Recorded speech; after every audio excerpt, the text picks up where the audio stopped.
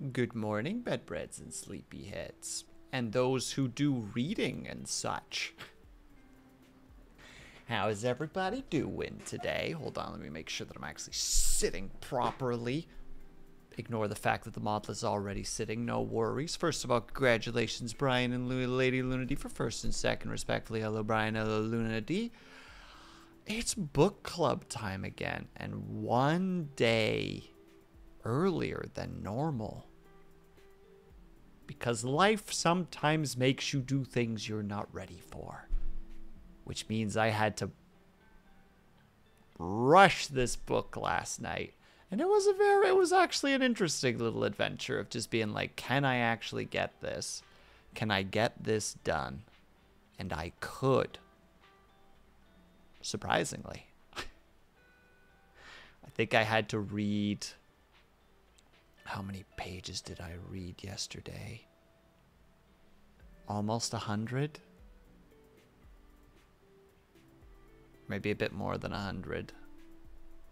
I don't remember, but it was a fair number of pages. But yeah, today we're going to be talking about that book and what we think of it and what I think of it. And I feel like my character's in the wrong place. There we go. This looks way better. I still feel like I'm not looking at the camera, and I don't know how I'm going to really fix that.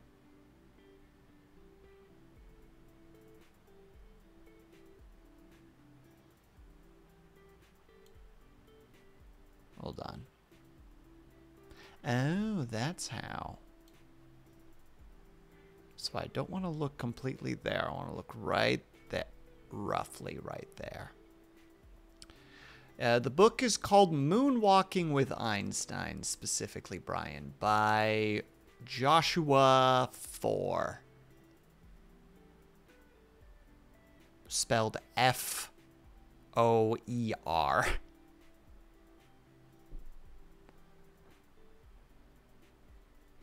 I figured that it was going to spell it the way that it was going to spell it. Thank you, subtitles. You are dismissed, as you are once again not carrying your weight in this situation. Not that you could possibly know what I'm talking about. You're not of an AI sort. You're not capable of understanding what I'm saying. You just simply are. And that's okay.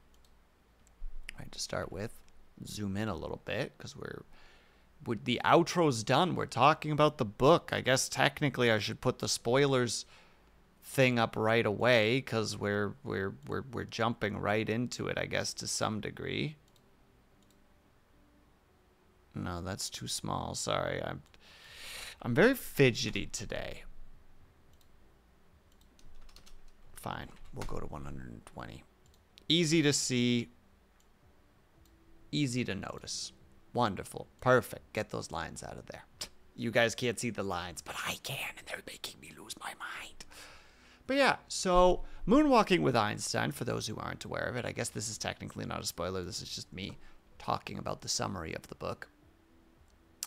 Moonwalking with Einstein is a book written by the journalist Joshua Foer, who gets who wants to write a story about memory and these memory championships that happen both in Europe and the US and in the world.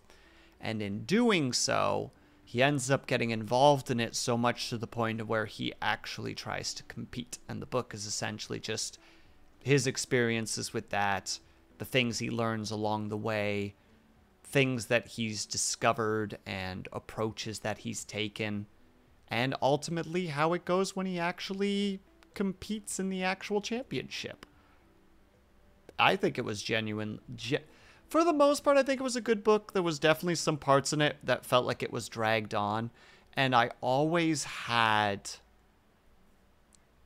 I had the fear, not the fear, the caution that it was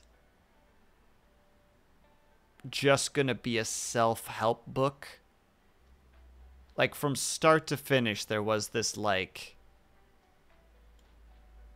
this paranoia about it, where it's just like, is it just gonna be you know, like, but anybody can do anything. But no, it was a lot more like introspective and, how to say it, introspective, interesting.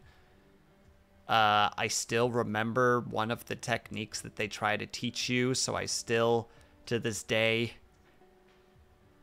even though it was like 3 or 4 days ago when I read that part, like, I still remember the stupid pickled garlic at my front door and the cottage cheese sitting in the foyer. And then I don't remember what's supposed to be to my left when it comes to the shopping list, because I replaced it with the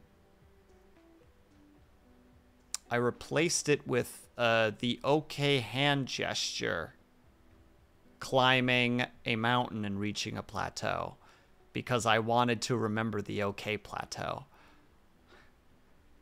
So I was like, that's not important. That was just a test run. Move over. I have a new thing I want to put there. So by the look of it, it does kind of work. So that's kind of interesting. Smoked salmon and 6 bottles. 6 bottles of wine specifically with 3 socks. Or sorry, with 3 pairs of socks.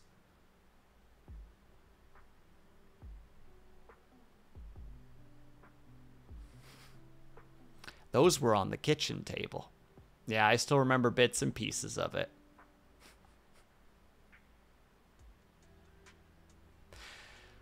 But yeah, like Lunady said, it's a lot more narrative than it is self-help, which I appreciate, because I always worry about self-help. Like, they even mention in the book that it's like, yeah, self-help is yeah.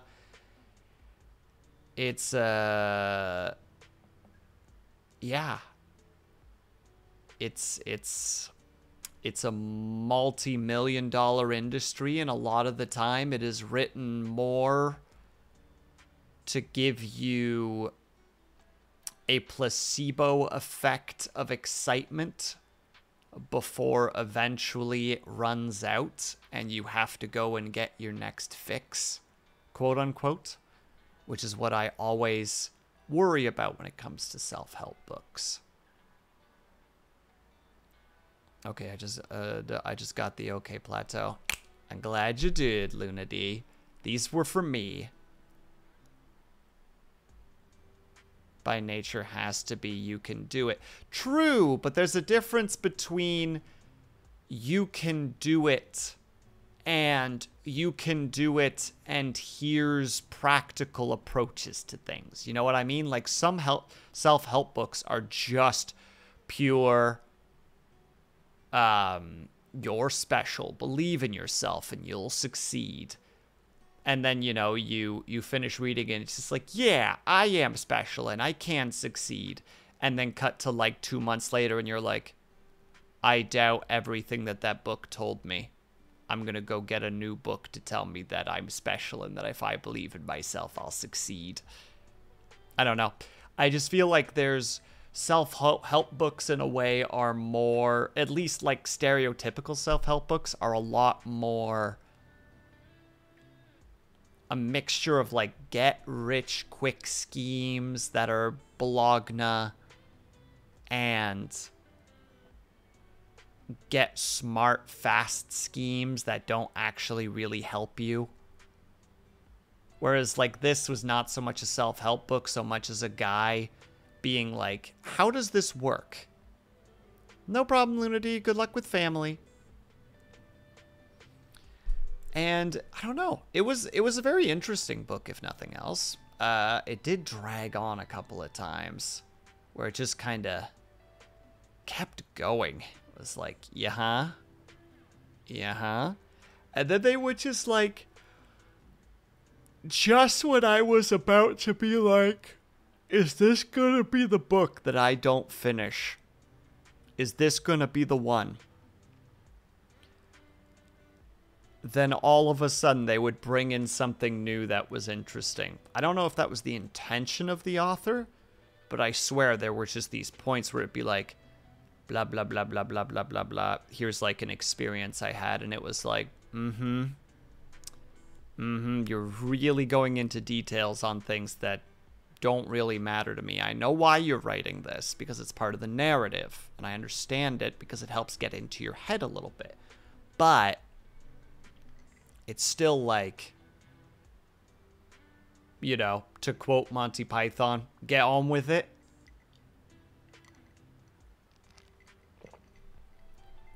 And then suddenly it'd be just like, oh yeah, and by the way, so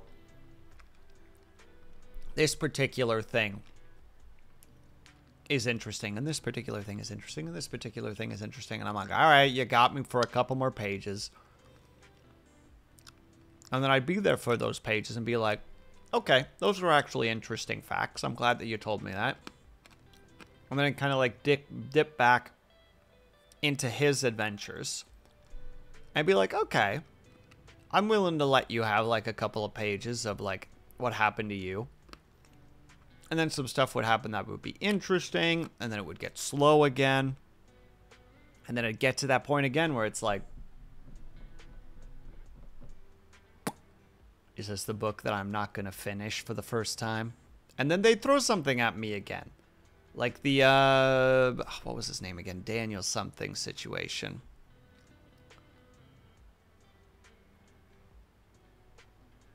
I can't remember the guy's last name anymore, because he had like 3 last names in accordance to the book, so that was kind of difficult. But then like that little scandal where it's like, oh, maybe he's not a savant. Maybe it's this instead. And it's like, all right, you've got my attention. Well done.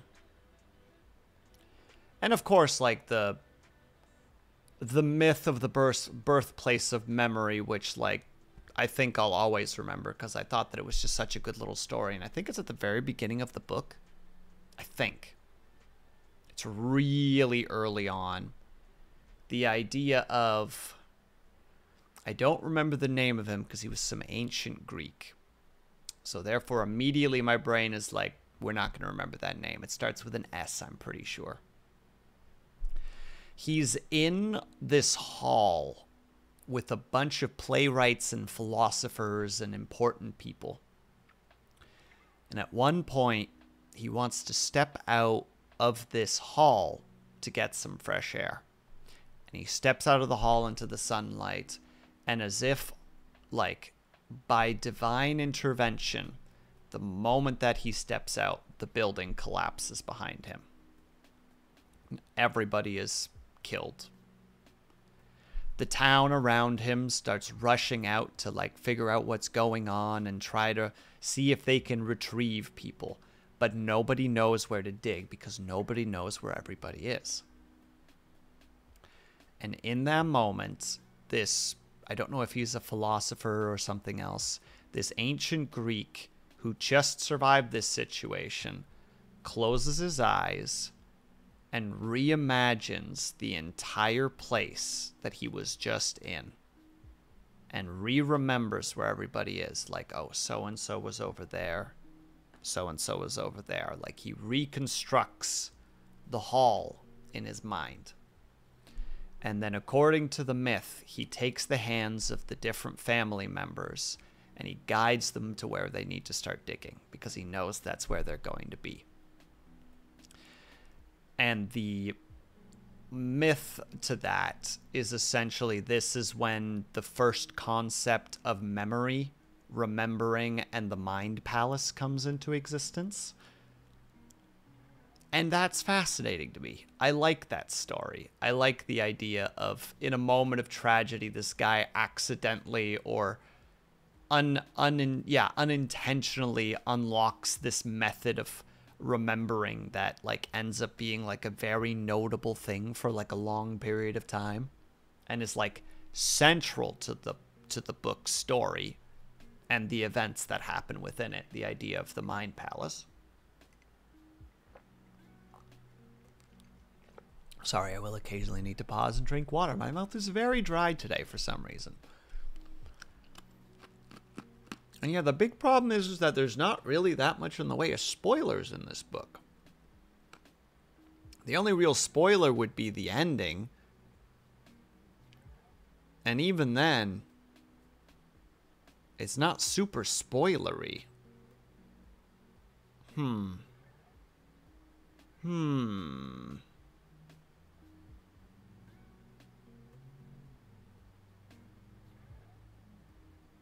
The only spoiler is the spoiler on my Civic. Well, why don't you go get a better car then, Syrinx? Now what? Now what? Nothing. You got nothing. You just got ruined. One might even say you got. How are you, by the way, Syrinx?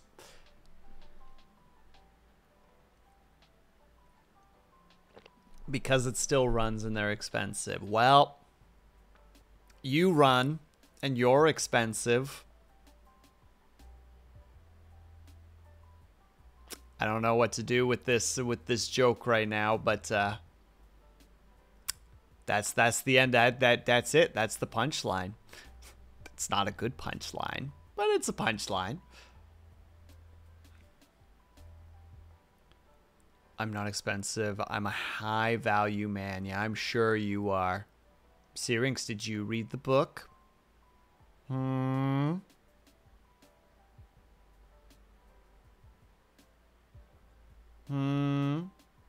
Didn't think so.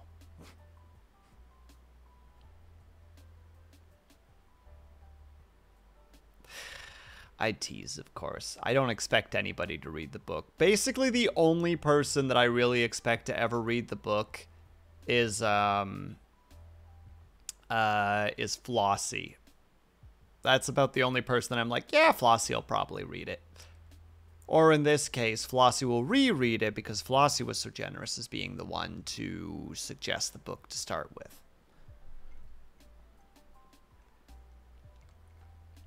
Wow. Too busy having panic attacks all week. Well, have you considered not?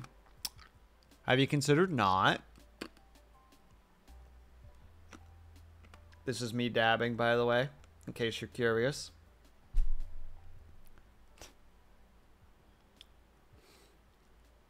Sorry, I'm just trying to like rewrap my head around the book. I'm trying to think about what are like the important things that I actually want to talk about.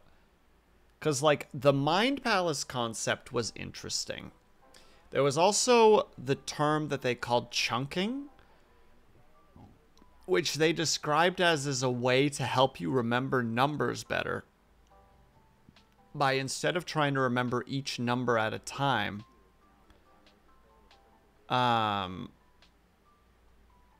you try to, like, chunk them together. Like, you instead of remembering, like, 1, 2, 5, 4, 6. You remember like 125 and then 46 instead, because that's a lot easier to remember. And you're still remembering all 5 numbers. You're just remembering them in chunks. It's essentially the idea of thinking about the fact that the brain likes to grab things in... how to say it, likes to grab single concepts. So essentially you just deal with that by giving it more in the single concept. And I thought that that was a really interesting way to think about things. Like instead of thinking of, excuse me, again, like 4155, it would be 4155. Most people can remember 41 and 55, you know? There was also this interesting thing that they were talking about, which I didn't get a chance to look at, but they talk about the idea of there being like the magic number 7.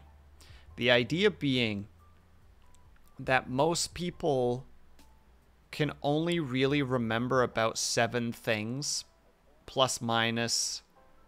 Avatar! I did ring. You are the fancy number 7. How are you, Avatar? There's the concept that, like, plus minus 2.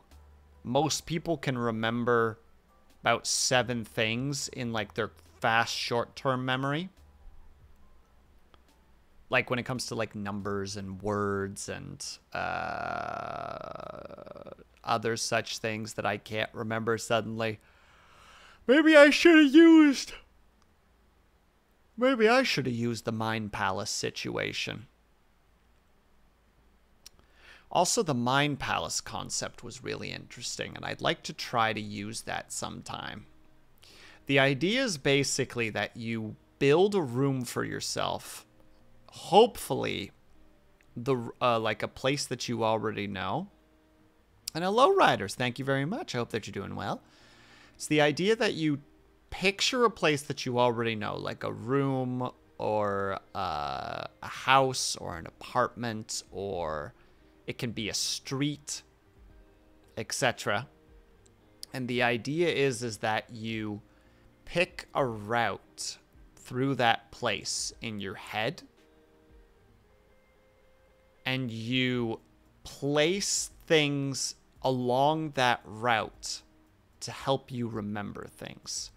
And the reason that you want the route specifically is because in these memory championships, you need to remember things in order.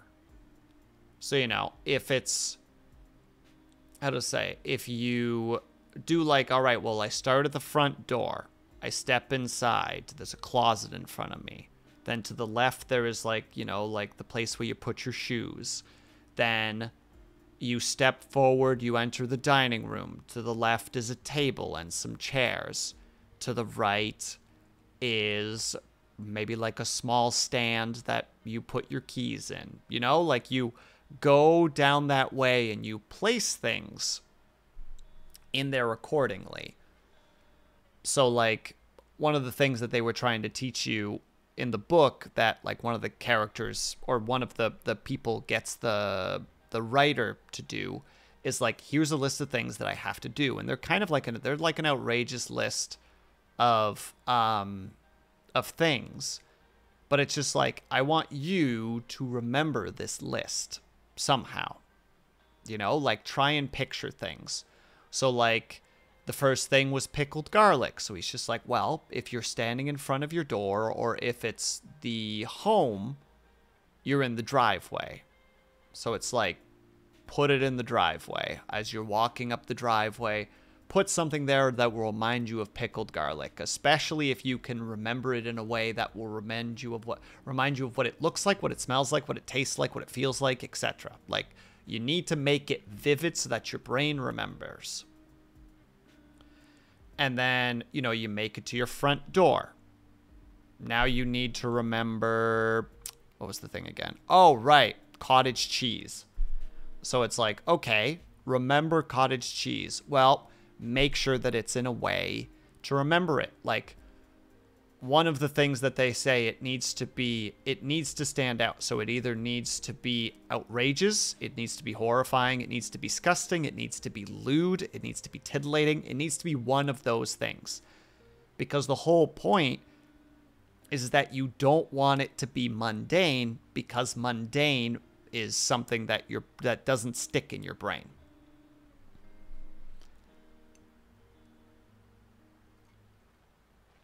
And like, I think that's really interesting. I think it's a fascinating thing. Like, again, titillating.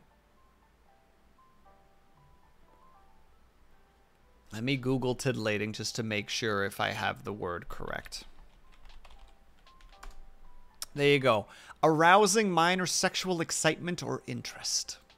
Titillating. A great word that I enjoy immensely, because it's a wonderful word to say.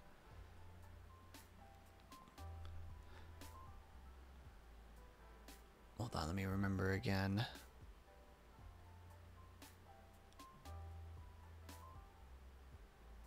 One moment while I try to retrace my steps of the book itself. Because, like, again, interesting book. Had a lot of times where I was like, man, this is slowing the heck down and I'm ready to put this book down, and then I would throw something back in there again, like, oh, well, now we're introduced to this particular concept or this character, or that he finds out this particular thing. Like, one of the the things that you had to do in the memory championships,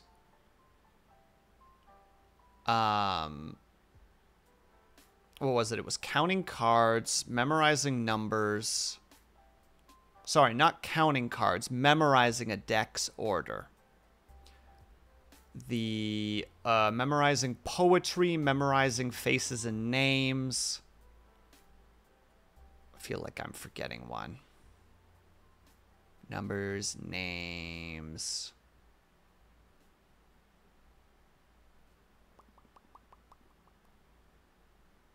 I swear I'm forgetting one. Oh well, not important. Sorry, what should be extraordinary again? The images. The images that you want to put in your mind palace in order to remember things. They did this whole talk about how they would connect... what was it? How they would connect cards to... What was it called again? It was the PAO? Yeah, it was person, action, object. Hey, Scotty, thank you for the lurk. And what you would do is for every playing card in the deck, you would have a person attached to it, an action, and an object. And they all had to be different because the way that they would do things, the way that the main character would do things is he would check 3 cards at a time and would take the person from the first card, the action from the second card, and the object from the third card. And it would be like, I don't know if it was like Bill Clinton dancing with an elephant. That would be like, I don't know, like the King of Hearts, the Jack of Clubs, and the 5 of Spades, for instance. Like, that's what those two were connected to. I don't know. It's making me rethink a little bit on like how memory works. It was a very good experience for me because I'm somebody who has a very hard time forgetting, or very hard time remembering specifically. I have a great time forgetting. I'm very, very good at forgetting. It's like one of my best skills is forgetting. Like, I forgot to post my tweet. There it is. I did it. That's how good I am at forgetting. But I did it now. I was about to say, like, dang it, I'm just realizing that I probably didn't tweet this darn stream because I'm so clever. And I did. What was I thinking again? Sorry. It's the interesting thing about reading a non-fiction book. It's more just like trying to remember all the silly things about it and the fascinating things and the interesting things. And like, there's only a couple things that I truly remember. Like I said, I remember that story of like the first time that the mythological first time that memory was truly used. The ideas of... They talked about this interesting idea that like you can't appreciate poetry until you've memorized it. The idea being that you simply reading a poem means nothing. It's like, congratulations, you've read a poem. You'll forget about it in the next 20, 30, 40, 50 minutes, maybe if you're lucky, couple of hours. But the idea of memorizing it means that you're like digging into it and like absorbing it and making it part of yourself and like truly comprehending what the poetry is. And like, I don't know where I stand on that. I thought it was an interesting look at it. It's the name of the book that we're talking about specifically, writers.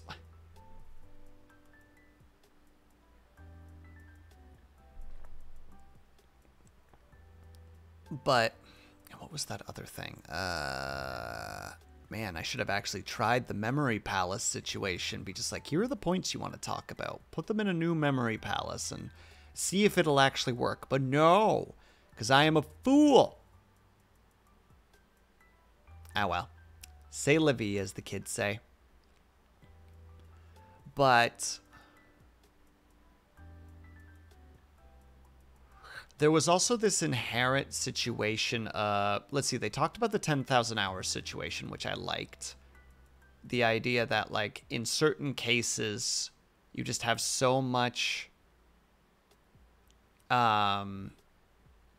experience with something that it just becomes, how to say it, it just becomes intuition, essentially, which I thought was an interesting idea. Because one of the things that they talked about is like looking at how like chess players work, where rookie chess players look at the board like square by square and kind of look at it as like, okay, well, what can the next move be? Professional and like expertise and grandmasters, apparently they actually look at boards differently. Like they look at edges and like points, so they look at 4 squares at a time. Like their eyes just naturally are drawn to take in more information in the board. And another thing about them is that they have a tendency to watch old games and like study them to the point of memorization. The idea being that they're not so much just incredible at chess, it's that they just have so many games in their head that like when the opponent does a move, they can just be like intuitively be like, well, from what I remember, the way to defeat this move is to do this. And if they do the next move in accordance to that thought process, it's like, well, okay, keep following this game. If not, adapt to another thing that you would know how to do because you just would. I don't know. It's fascinating to me.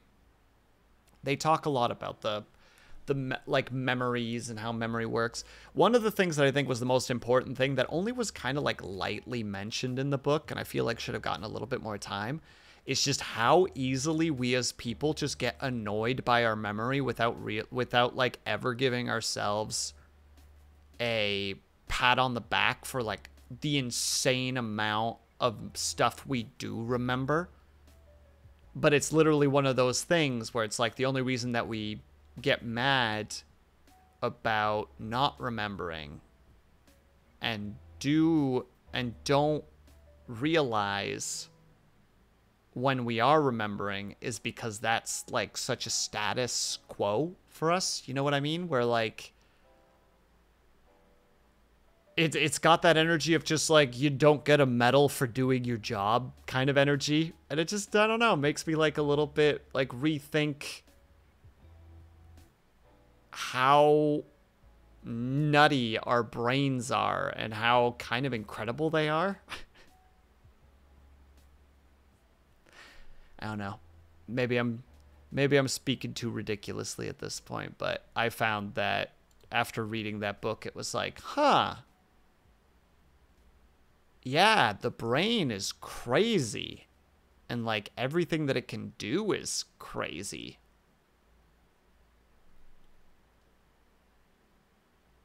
I don't know. It's just, I'm going to say I don't know a lot, and I don't know why. That's my go-to, like, how to say, my reset statement at the moment.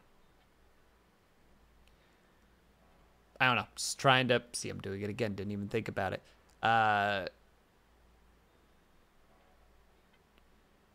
I'm going to try to implement more awareness to when things are remembered to the best of my ability. I feel like that might be a good thing for mental health.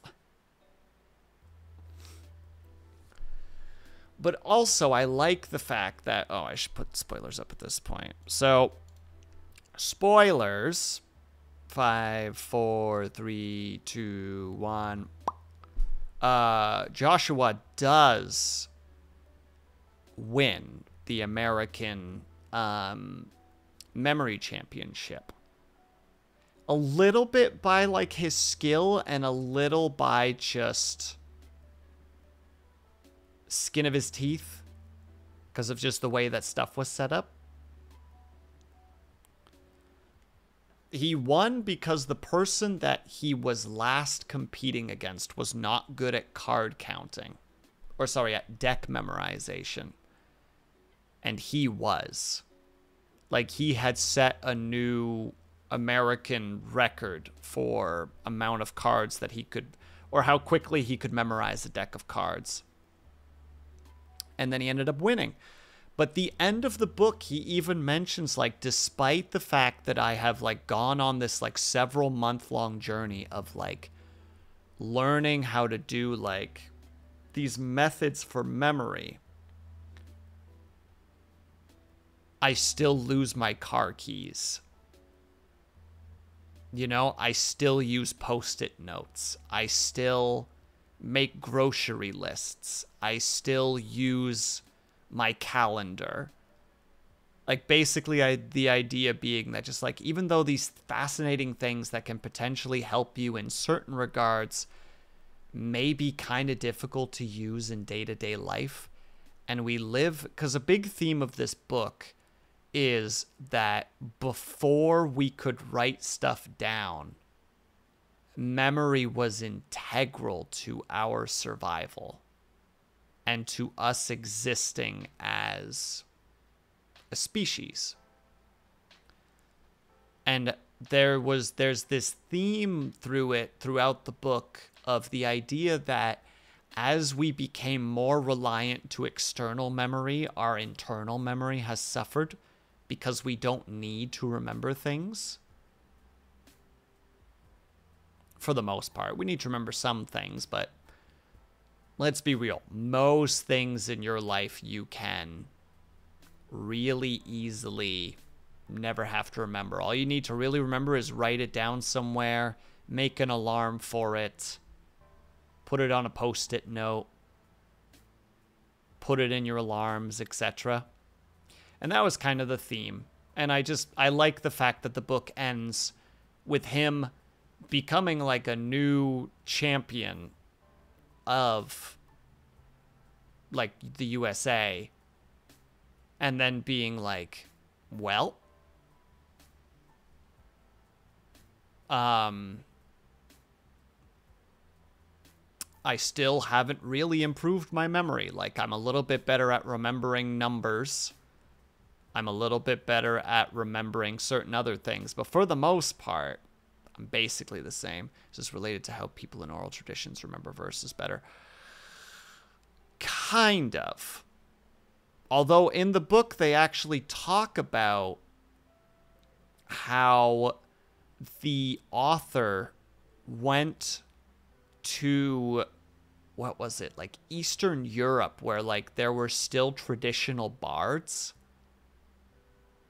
who still, like, play, like, traditional, how to say it, like, still do, like, very, like, the bard-esque, you know, like, sing the songs of, like, sing songs and tales. And even though it was anecdotal, the author followed them around a little bit and, like, recorded them playing. And their songs weren't always the same. And then after he approached them and talked to them about it, they were like, no, of course it's the same. I sing the songs correctly because I know what the songs and, you know, like, the verses and such are. And then he'd play it back to them, and there'd be, like, some notable differences, and there'd just be that awkward little silence.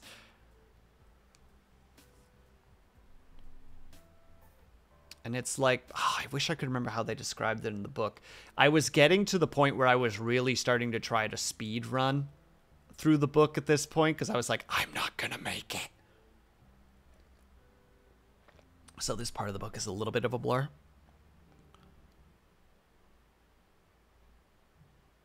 Even back then the Roman times, like, we have people who believe in that phones are a detriment on society and vouch for books. Well, some people who are against the written word. Absolutely. Consider the Iliad and the Odyssey were part of oral tradition. Yeah, they talk about that in the book, about if you actually read some of Homer's works, they're very strange to read. They're very awkward. And one of the reasons for that is because there's some of the, like, more earlier written down accounts And one of the reasons there's an argument to be made that one of the reasons they're so awkward is because they like will keep saying like I'm trying to remember the frickin', it's just for simplicity's sake, like the speedy Hermes or quick Hermes, for instance, and they would just keep kind of calling him Quick Hermes or Hermes the Quick. And even though it was in places where it was weird to say that. And the reason that some people argue is the reason that's the case is because that is a part of the oral tradition that is needed in order to make sure that the memories of those stay true. You know, you need to remember, like, what is an important part of the story? Hermes is quick. Quick Hermes, speedy Hermes. Remember that. That's important. That is an important thing. So it would be stated. And no problem, writers. Have yourself a good BRB. And because of those two connections and people having not really been used to writing things down, you would just write that, right? Because that's a thing that would still be in your head. Just a little like Hermes the Quick, like Quick Hermes, you know, like stoic so-and-so, like wise so-and-so. Like that needs to be there because in the mind of the I don't know the word, the minds of the speaker, because I can't remember the word, orator? Nope. Orator, there we go. In the mind of the orator, they need to remember that bit of information. It's important for the story to be, to be conveyed and given properly. Which there's the idea that like that's another method of memory that we don't really use that much anymore. It's the idea of taking like a person and like a descriptor. If you put them together as one thing, it helps paint a stronger picture without you needing to remember anything extra. I don't know. Like I said, the book is... I'm still doing that. I don't know. Stop doing I don't know, Will. Stop it. The Loathsome Dung Eater. Hold on. Nice. I don't know why I put the glasses, but I wanted to put the glasses on for a second for that, because I don't have any other things.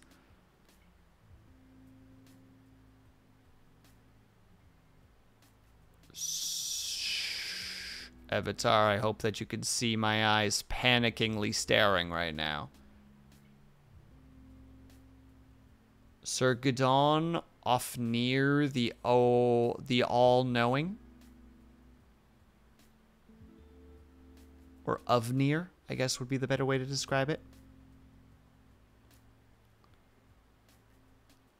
But yeah, that's essentially like more of the thought process in the book as well. Just the idea of, how to say,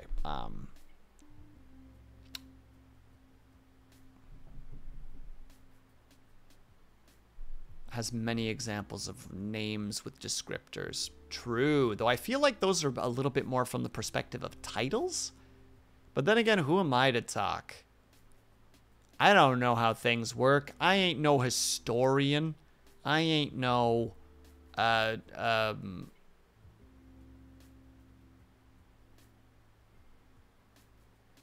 what's that called again? To study society. Is it paleontology? No, not paleontology. The other one. I've forgotten the word. No, not archaeology. Like studying like people and societies and anthropology. Thank you. I ain't no anthropologist. I ain't no archaeologist. I ain't no... Well, I also ain't no paleontologist, but that was not the word that I was looking for.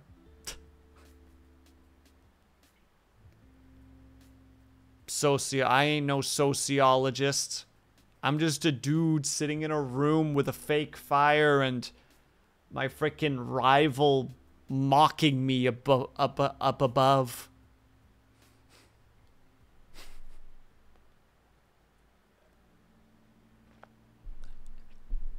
But still, I think the book was interesting. There was also an interesting situation as well. Like I said, there was this little bit of drama that he adds into the book. But this guy named Daniel somebody.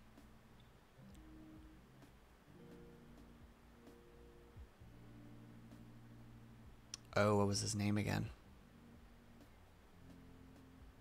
I can't remember the last name because he had like 3 last names for some reason in the book.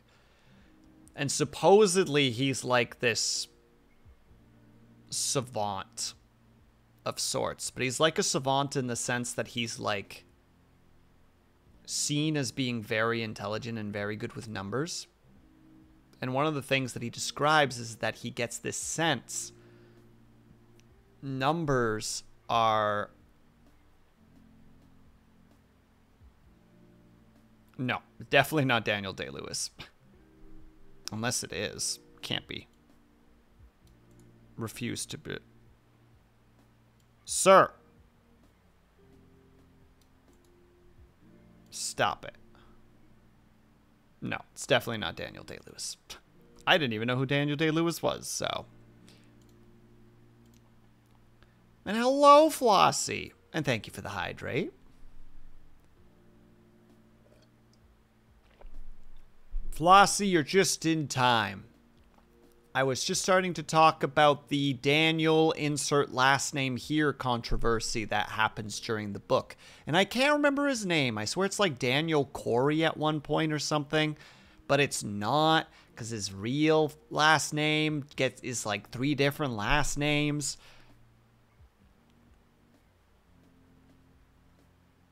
But yeah, I've already been rambling about the Memory Palace. We talked about the idea of oral history changing into book history, or written history, rather. We've talked about many things, Flossie.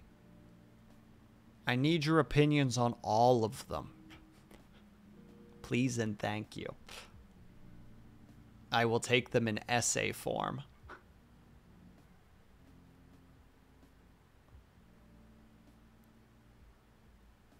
Oh, you might be right. That might be correct, Avatar. This man, yes! This is exactly the man. No problem, writers. Have yourself a good one. Under the previous legal name, oh, it was Corny. See, I almost had it. Surprisingly close to almost having it.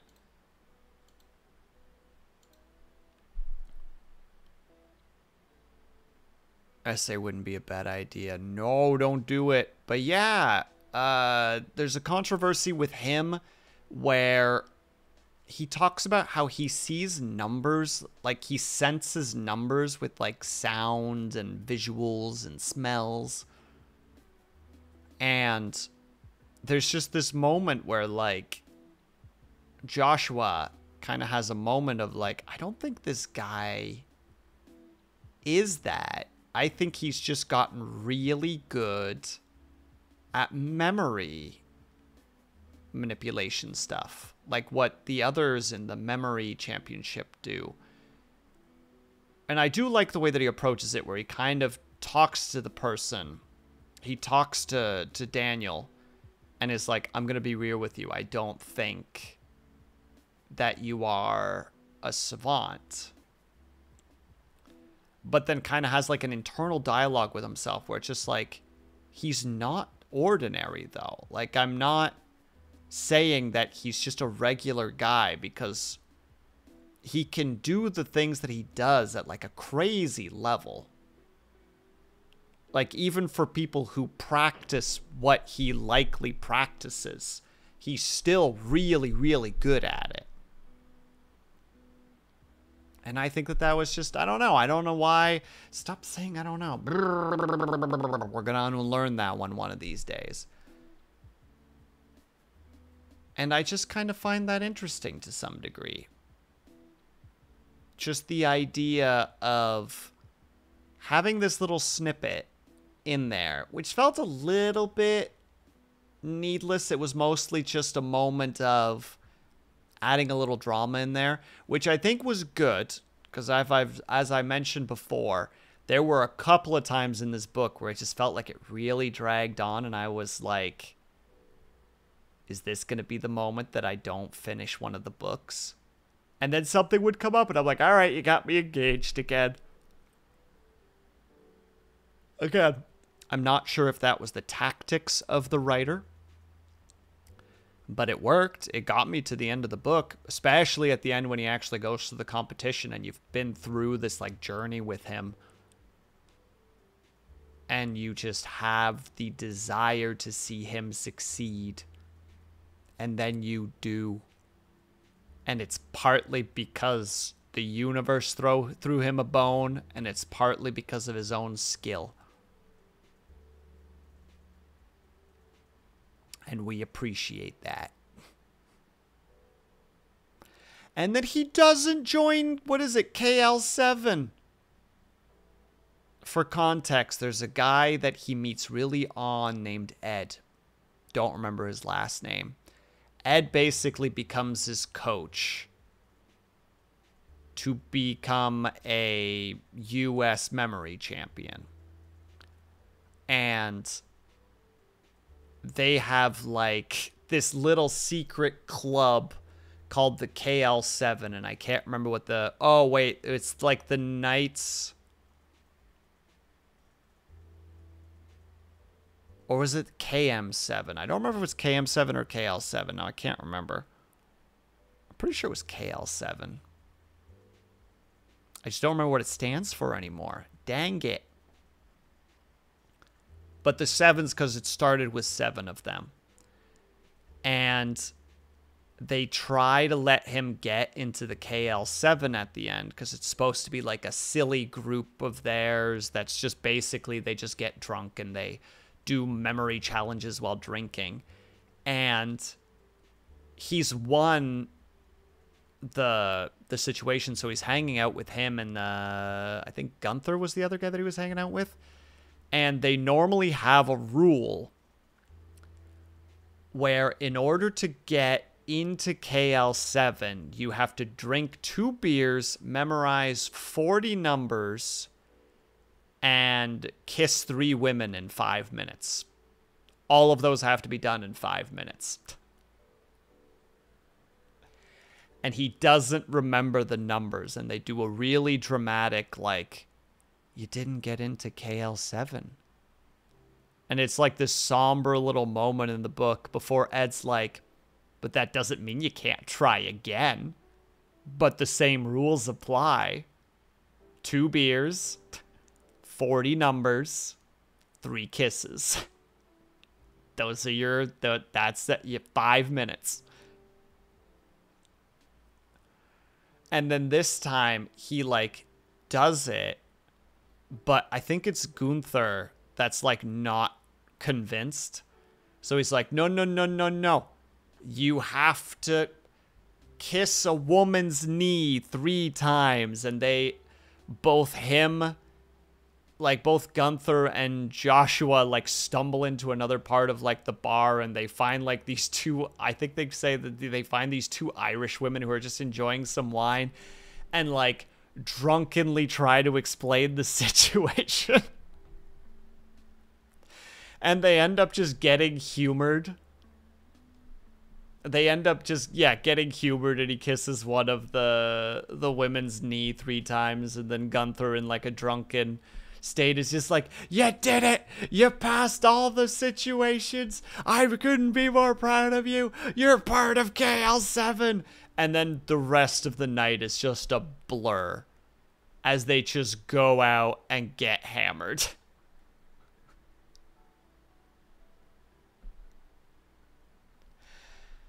And it just basically the book ends with him being asked, do you want to continue going with the memory championship stuff, because you're technically the US champion, so you can compete in the world championships. And Joshua basically ponders it and goes, I think that's not where I belong. And they're like, yeah, that's totally fine. And that's essentially the end of the book, besides like the how to say it, the epilogue, which kind of talks about like him going back to the psychologist that studied him at the beginning and forgetting that he, like, what was it? He went out for dinner with some friends and then stepped into his parents' front door and then realized that he had a car he had driven out there, so his car is still at the restaurant. Which is like, oh, not fully relatable, but I could see myself doing that by accident. Like an idiot. But yeah, I think overall the book was good. Not my favorite book. I learned a fair bit. I liked it. Probably a... I think I'm going to be at like the 3.75 out of 5. I think is where I'm going to be at. Because there were a couple of parts that did... 3.5. Because there were some parts where there was very much a, as I said earlier, like a get on with it. But again, I know that's my bias coming through because I kept being worried that this was going to just suddenly be a surprise self-help book.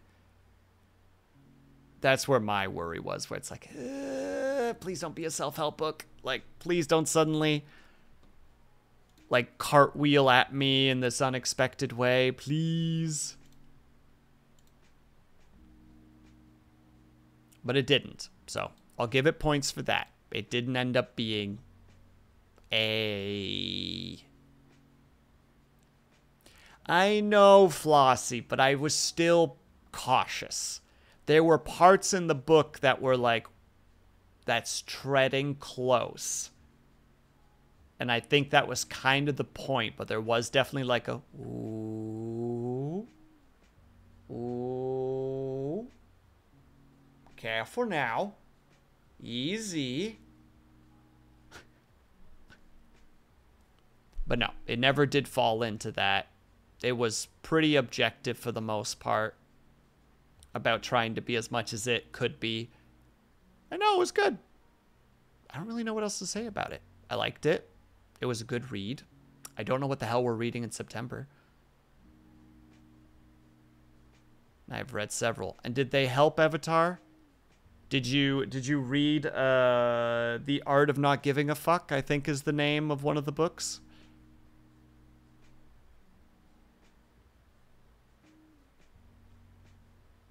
Yeah, exactly. That's what I'm always worried about with them. That's it, The Subtle Art of Not Giving a Fuck. That's the one. Why are you not censoring me anymore, subtitles? You know what? I'm okay with it. Was it at least a good book? If nothing else? Because I've been recommended The Subtle Art of Not Giving a Fuck a couple of times. And I'm like, eh...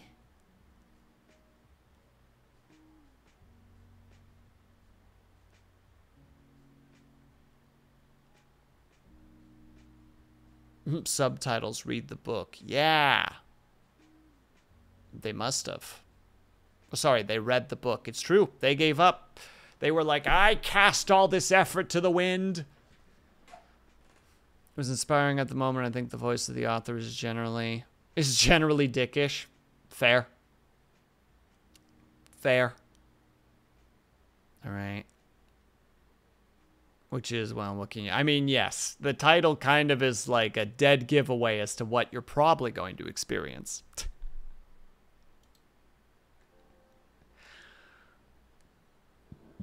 Ooh, excuse me.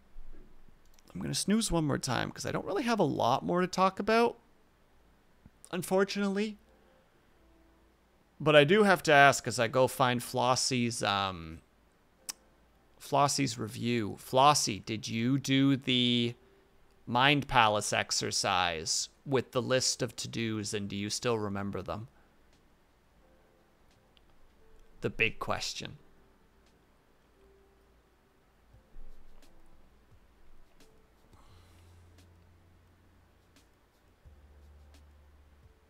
I only remember a couple of them because there was a point where I was just like, I don't really want to do it anymore.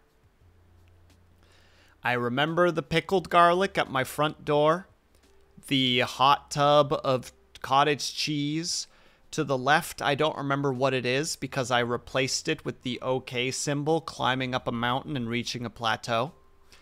But then in my dining room on the table, there are 6 bottles of wine and 3 socks.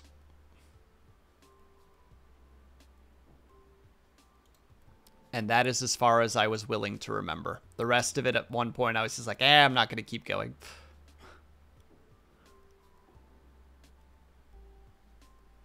But it was weird that it worked.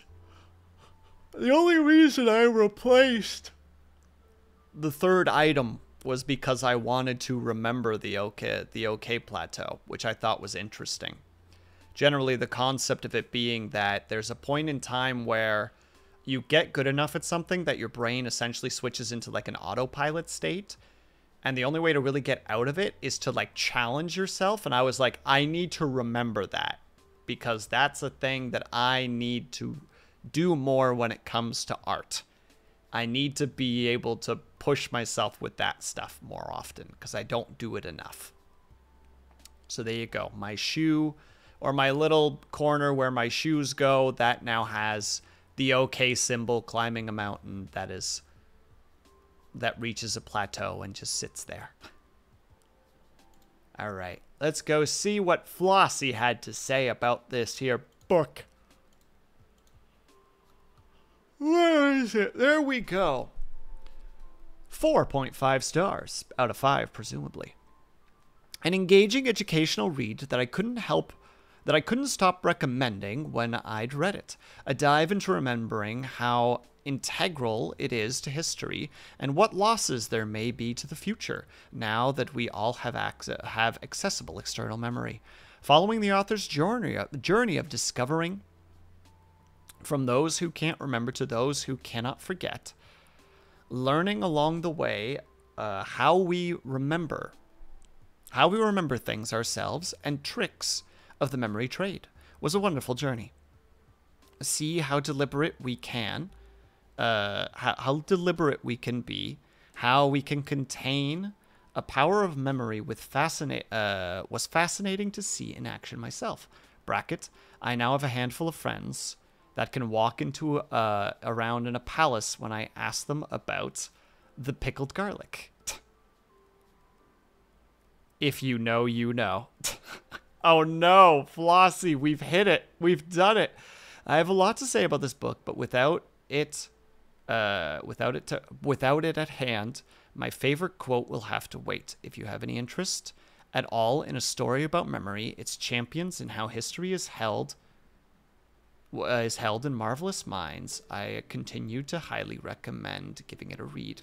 I will concur with that. I will agree with it 100%. I thought it was a very good read. Everyone who read that book you'll know somebody has read that book because at one point the topic of the Mind Palace will come up and you'll go, so where is the pickled garlic? And they will know. That part was really interesting. Yeah, my typing still sucks because I'm okay with it and I felt called out. Same.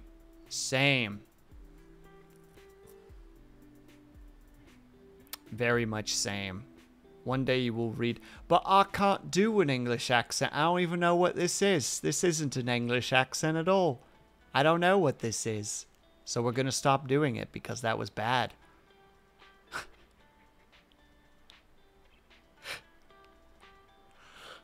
Yay! Excuse me.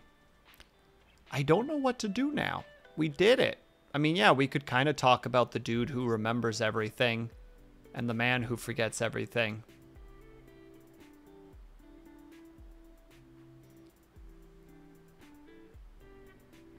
But I don't know. Do I have anything else? Oh, a bit that did still stick with me was when they popped the guy down the black hole and left.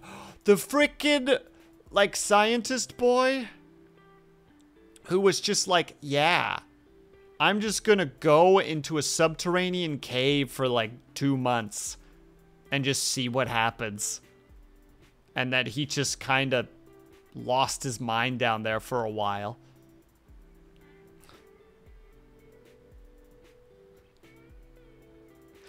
And according to him, he was like, it's only been, it's 3 months, I think. And he thought he was only down there for a month and a half by the time they called him to let him know that he could come back up again. Yeah, that was a good scene, actually. Was it Plato's Cave? No, I think he was Russian. He literally was just like, what does isolation do to the mind? I'm going to go ahead and set myself in a cave and just sit there. But the connection between perception of time and memory, and the guy who was trying to extend the feeling of his life by remembering more of his days. Yeah, Ed. Ed was like, the more you can experience, the slower time feels. So do all the things. I also liked the concept of that they were talking about, the idea of it's hard to remember things without knowing things. The idea being like, the more things you know, the more you'll be able to remember, because you have like they describe it as a spider web that increases the more you know. So the more you know, the more it can catch other things that will help you remember, because the things that you catch will be stuck to other things that you know. And it was just like, basically the whole idea was like just experience things. If you're experiencing things, you can... Wow, my eyes look very strange when I do this. I'll have you know, my eyes are just straight ahead. Sorry, I'm easily distractible.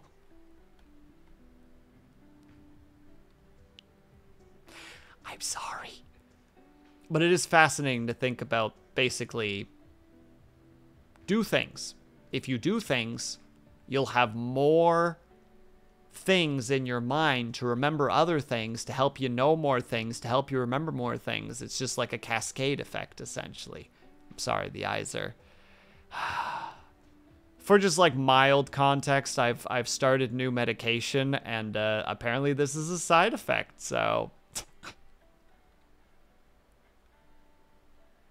Me just being mesmerized by the wobble of eyeballs.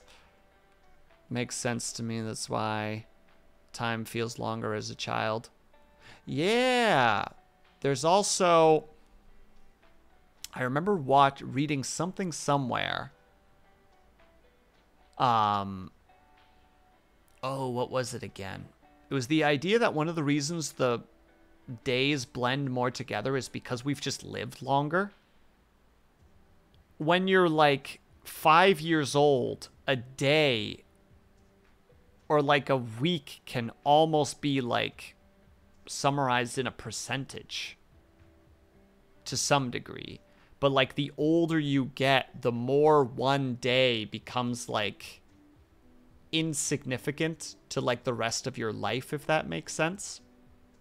Not insignificant in the sense that nothing happens that is not worth talking about, but like it's the difference between day 100 means that is 1% of your life versus day 1000 is 0.1% of your life. Day 10,000 is 0.01% of your life. You know? Like every day that you get older, the day becomes a smaller part of the whole.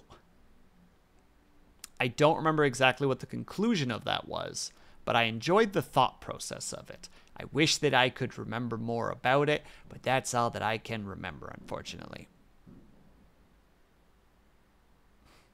I hope that the microphone isn't picking that up.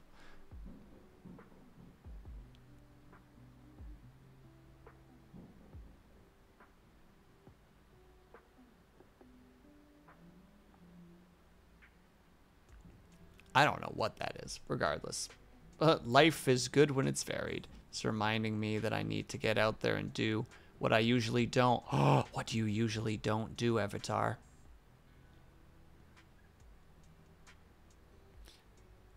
Go out. Oh, I see.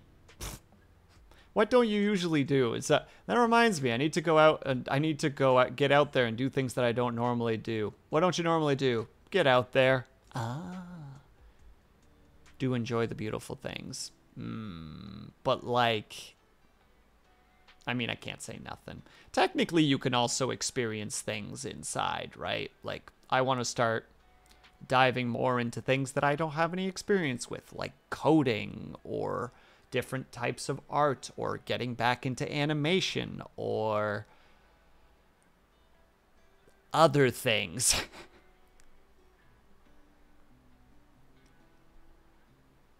Coding, huh? You stay out of this, Avatar.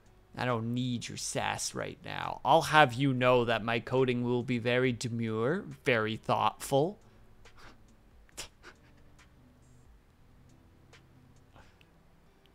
Of course, these things, those things could be beautiful things too. Thank you, Flossie. Oh, heck. Now I don't know what to do. As per usual, I never know. Oh, excuse me, I never know how long my book club should be and what to do afterwards.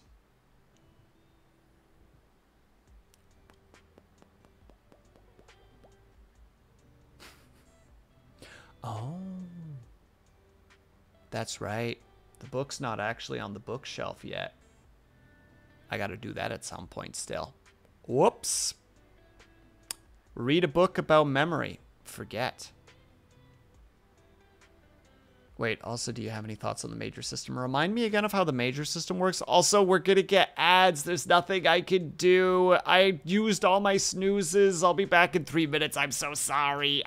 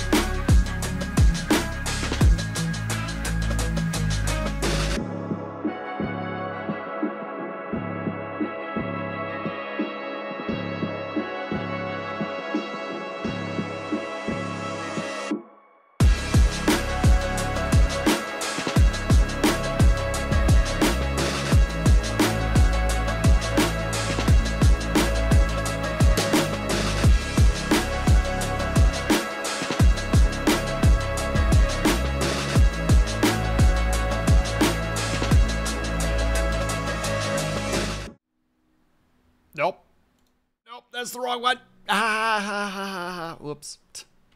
There we go. Hold on, wait, hold on, read. Numbers and consonants. Each member, I think the example they gave was 32, and you build a singular. No? Ah, right, and you try to make words out of it.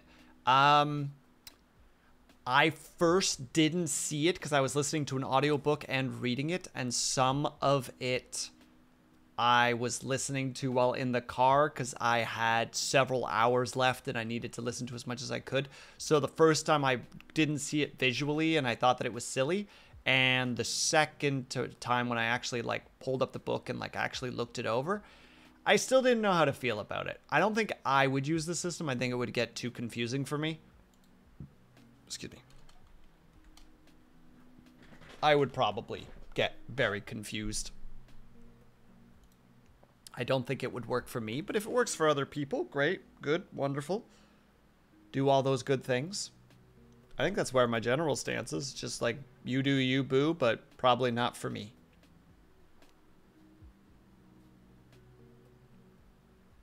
My eyes are freaking goofy. Fairs. What about you, Flossie? Did you like the idea? Or was it more of like a, eh? Or was it something else entirely? Was it like a, oh yeah? Or was it a, original?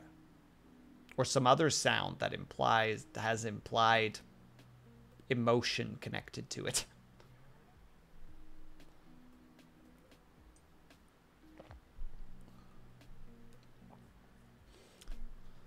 I like the idea, but I've yet to spend the time to learn it. Fair. I probably won't spend time learning it. The Mind Palace alone is the one that's kind of got, like, the most attention from me, where it's like, ooh, I will have to give this a try sometime. The sound was a soft eh, or was it more like eh?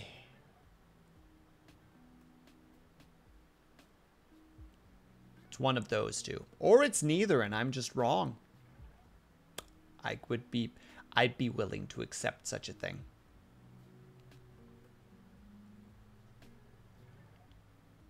Forgot that I have a lot more movement.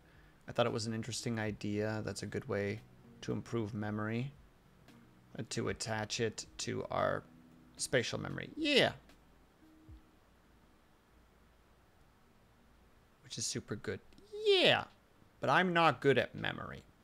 And I'm very, very bad at consistency. I am not very dedicated. Or disciplined, I guess is the better word there. Mind Palace has been helpful for sure. Have used it a bit. Has it been working, Flossie? Are you going to be the next British memory champion?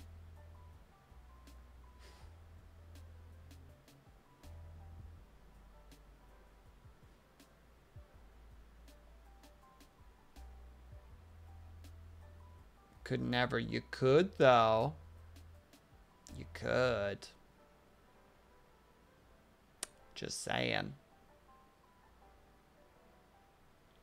Apparently the Europeans work harder than the Americans do, according to the book, so you could. I don't have that kind of discipline. You probably already talked about the different memory systems. Which one specifically are you thinking about, Lunity? We might not have talked about all the things yet. Conquer the Canadian memory circuit. That involves going out and interacting with people.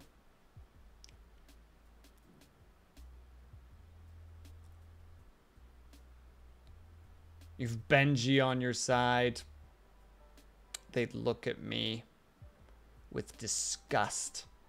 Be like, why do you have this thing with you? And I'm like, how dare you?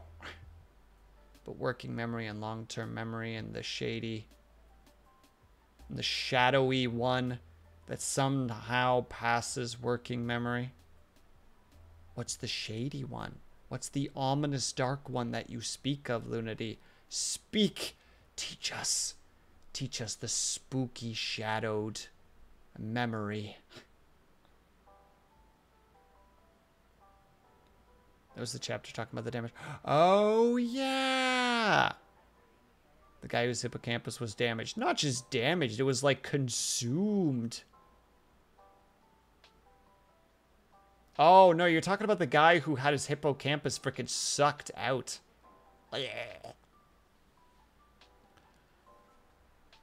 Literally just like, oh, you have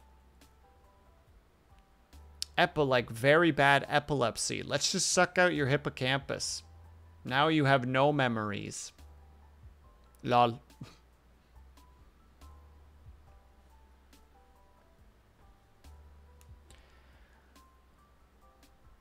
Oh, then sorry, just reprocessing. Hello, Cosmosis. Jam. Sorry, my brain is a mess right now. Lurking while working. But it's late for you. Your job's done. Yet some things did end up in the long term learned without conscious awareness. Yeah, you're talking about how they made... how to say it? They made him draw shapes in a mirror-like way. And, like, every day he got notably faster. I know it's late, but we're on a flight campaign right now. Well, that's too bad. That means that they didn't schedule their work properly, and that's the company's fault.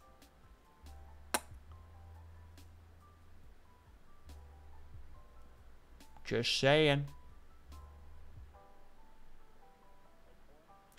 Just saying.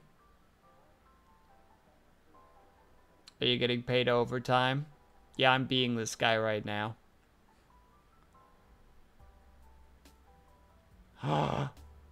Jam, would you say that you're working for NASA?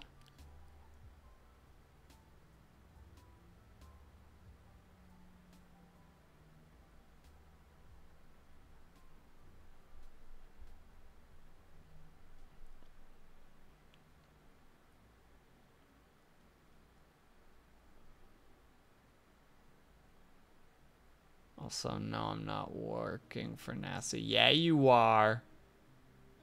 There's only one Earth space industry, and it's NASA.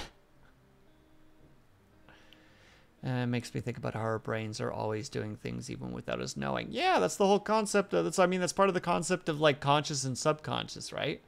But yeah, data needs to be analyzed as it comes in from the plane. Oh. Jam, are you making sure that the Boeing planes aren't going to tear themselves apart again?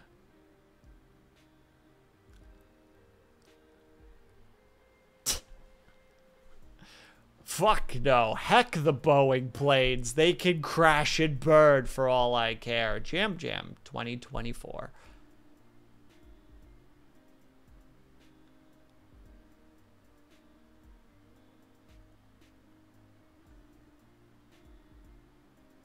Yeah, that's what I heard. So that's pretty based in red pill, Jam.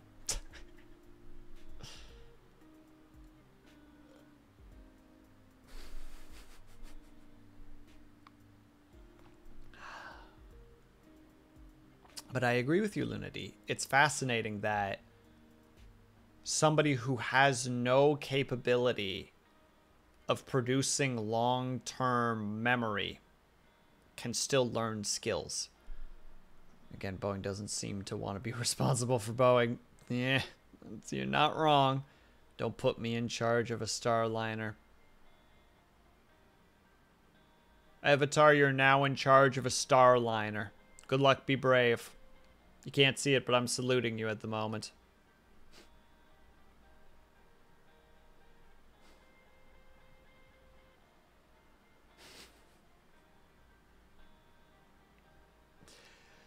Sorry, I'm just pondering the book a little bit more to see if there's anything else that I really wanted to talk about.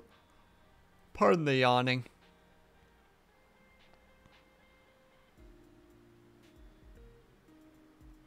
Eva Star. Boom. Eva Star liner. Hold on. Why am I leaning forward when I'm literally leaning further back? Come on, freaking thing. Register me. I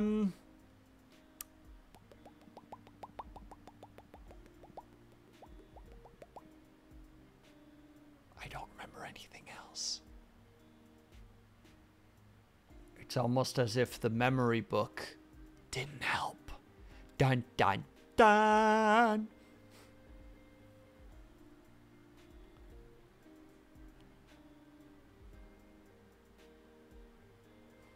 Every cloud has its Eva Star liner.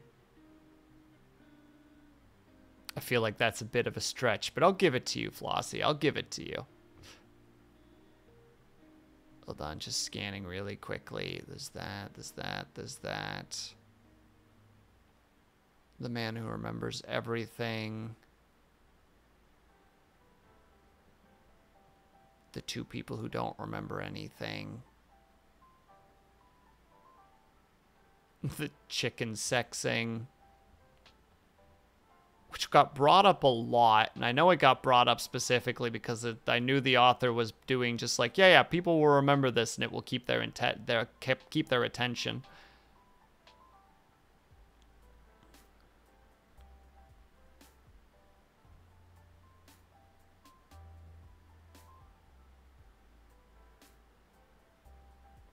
I think we've gone over everything that I've wanted to mention. Yeah, exactly, Flossie. I like the fact that at the end, it's basically, he's just like, I walked into my parents' house after going to dinner with friends, and only as I stepped through the door, I realized that I had come to dinner with a car that I did not return with.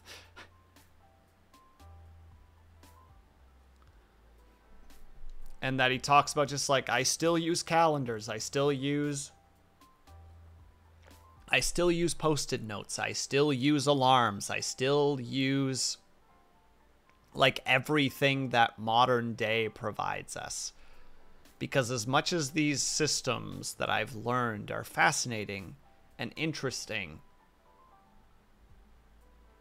there's just so much easier things to do, you know? Like, at the end of the day, it's still easier to quickly scribble it on a note than to try to lock it into your head.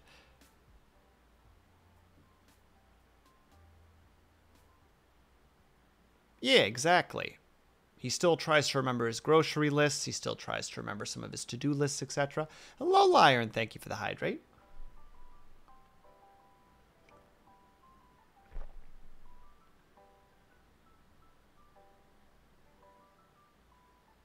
Yeah. Liar! Liar!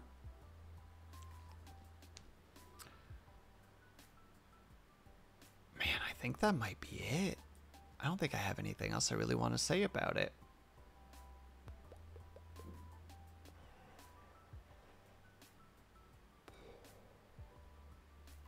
Yes, I am pretending to smoke this pipe.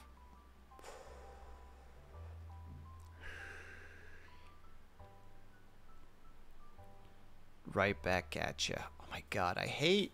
Ugh. Ugh. Ugh. I always feel like I'm not bringing a lot to the book clubs because it's like, well, what else is there to talk about? It's like, I'm sure there's something else to talk about. Why haven't you thought about it, Will? I don't know. My brain right now. Screaming.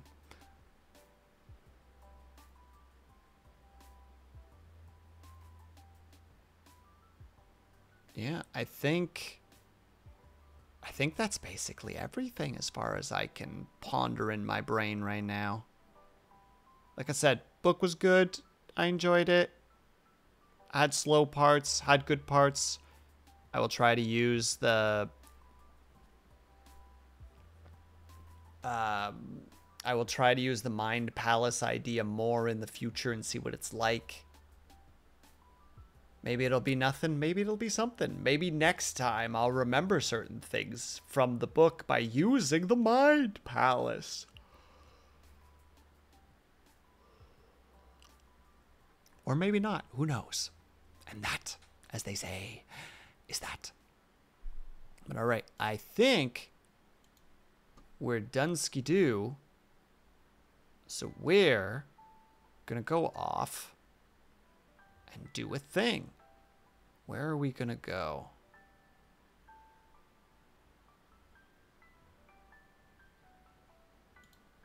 Well, Martyr's currently building something. Day drinks and makes miniatures. That sounds pretty cool. Martyr's pretty cool. Maybe we should go there. Will, for book club, when you're going to read the... Is this a real thing, liar? I don't know if you're fucking with me right now or not.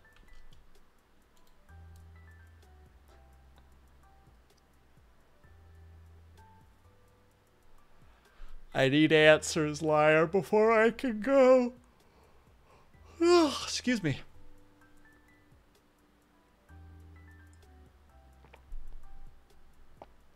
I will sit here quietly and stare. Hold on, we'll even get super close while I wait for the answer. What it's called, but it's a horribly embarrassing joke book written by... Oh. Oh.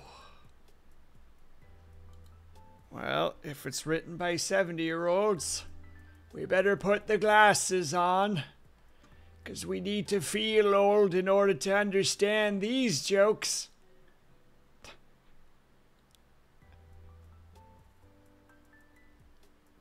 If you do find it, do toss it my way. I'd love to take a peek at it and be like, this is disgusting. All right. One thing that I do need to mention, though. I'm a little bit on the fence right now because this coming month is going to be... Will you stop leaning forward, please? Goodness gracious. Is going to be Streamtember. So... I don't know how likely it is for me to actually finish a book. Alright, speaking of which, get those glasses out of here. And thank you for the stretch, by the way, Avatar. Oh, I hope the microphone picked those up. That'd be great. Actually, we should go back to this position first. We lead. We lead. Perfect month for two. You stay out of this, Flossie. Oh.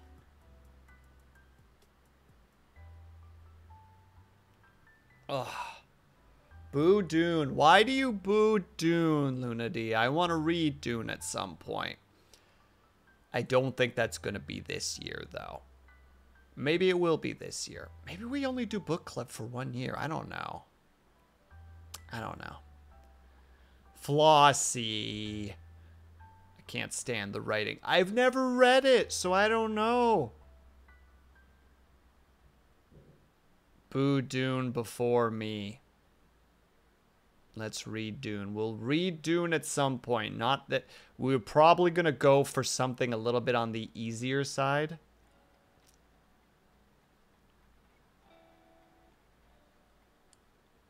Something this divisive must be read. Oh yeah, to the whole like 5 people that show up for book club.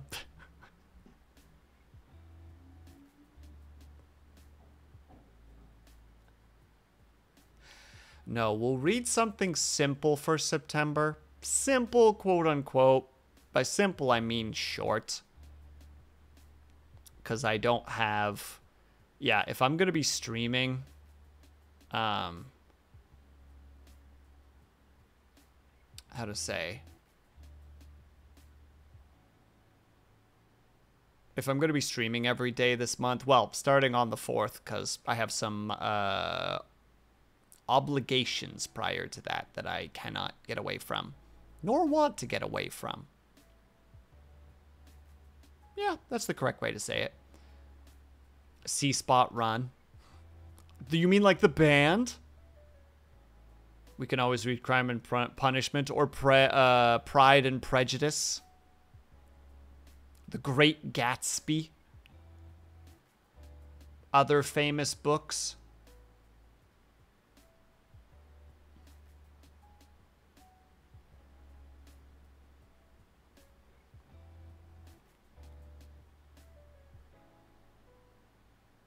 Amelia Bedelia, The Very Hungry Caterpillar. Guys, let's read Dostoevsky. I don't know what Dostoevsky is. Liar, I'm not a smart man. Oh, we'll just read, oh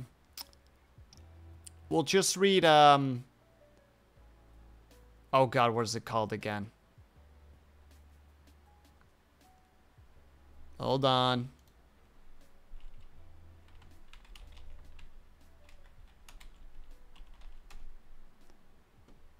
What's his famous book again?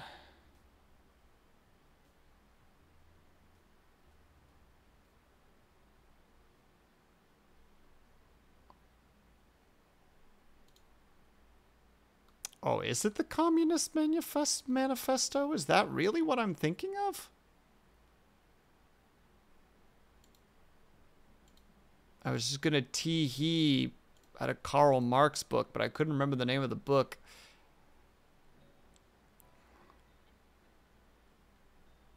Wrote the brothers Karamowski and Crime and Punishment. You will regret deceiving me. Well, I've always heard it as I'm not. Das Kapital. Thank you. That's the one. That's the one we're going to read this month. It's September. My birthday's coming up. Let's read Das Kapital.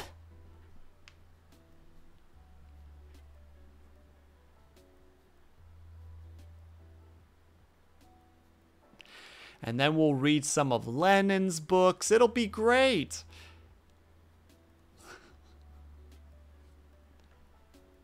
Dostoevsky. Dostoevsky? I don't think anybody wants to read a 19th century book on economics.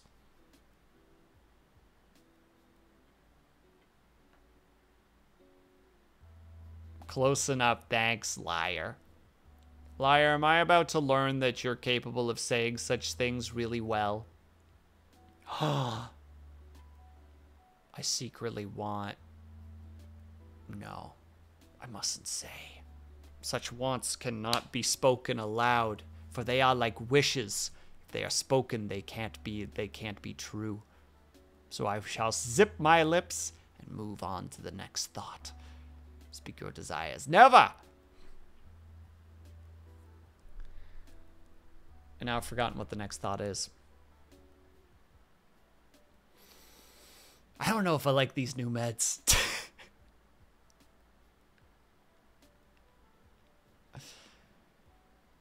To Wealth of Nations by Adam Smith, probably.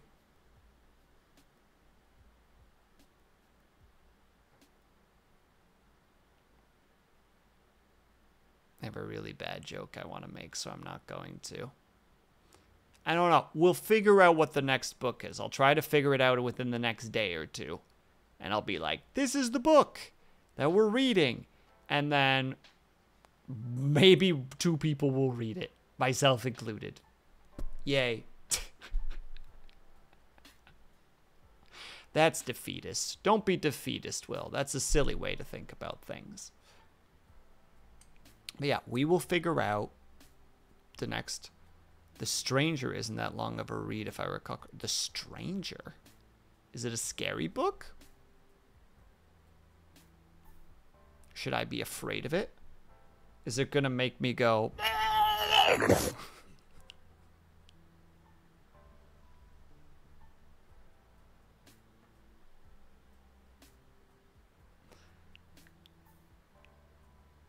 Rally the reading troops. All shall read. Talking about scary books. Stephen King's books.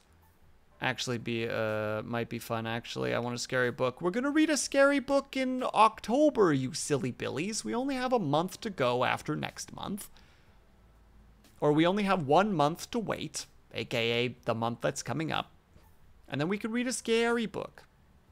I definitely do plan on reading a scary book in October. Thumbs up. It's the only reason why we're not reading Dune in October, because it's got to be a scary book. I don't know what scary book. I can't handle anything too scary, though. What was the name of that book again? Is it House of Leaves?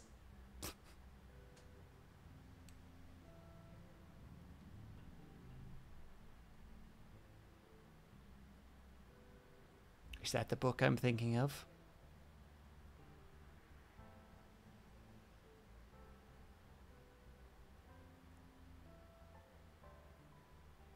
I was just going to say, what were you going to say?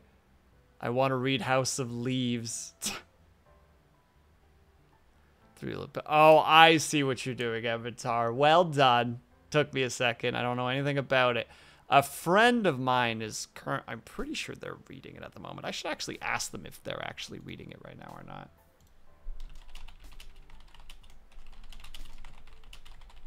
Let me see if we do that. If you decide to read House of Leaves, I will read House of Leaves too. Let's go. Have you read it before, Flossie?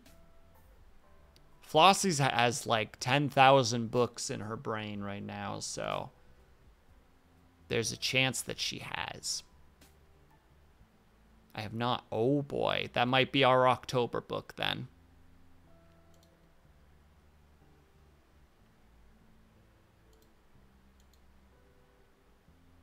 I wish I had that many. You're close.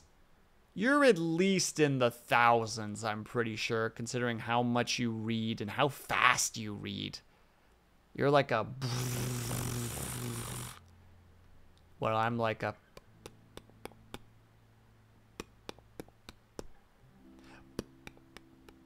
You're like 6 pages by the time I've finished a couple of paragraphs. But yeah, all right. Well... Can somebody go to the Discord channel really quickly and in the recommendations write down House of Leaves in the recommendations? Just so I said recommendations twice, so that we have that as a memory. Like I said, I don't quite know yet what is going to be our... Who is it by? I don't know who it's by, actually. I loved House of Leaves. Oh, Lunity's already read it. Gosh dang it. Now we have to pick a different book.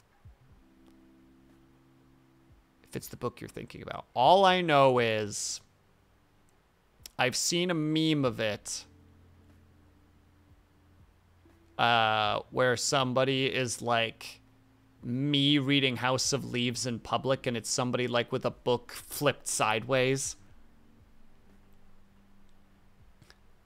and them staring at it intently.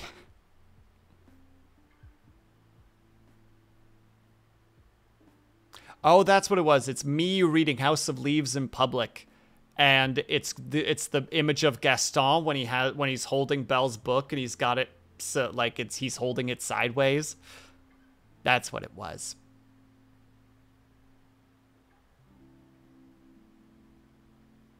But there you go. All right, we have that book figured out already. It makes my life easy. Yes, it's the book I'm thinking of. Oh boy.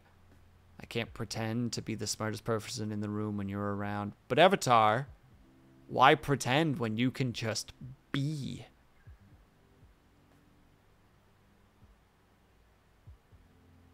See, I just do the smart thing and do the I don't think, therefore I am not. And I just vanish into the ether as everyone is arguing about who's the smartest person.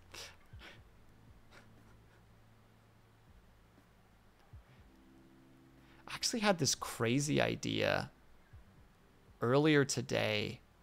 The idea of a bad guy whose superpower is that he can put the heroes into his mind palace and then forget them, and in doing so, killing them. I don't know what to do with this idea, but I thought it was a neat idea.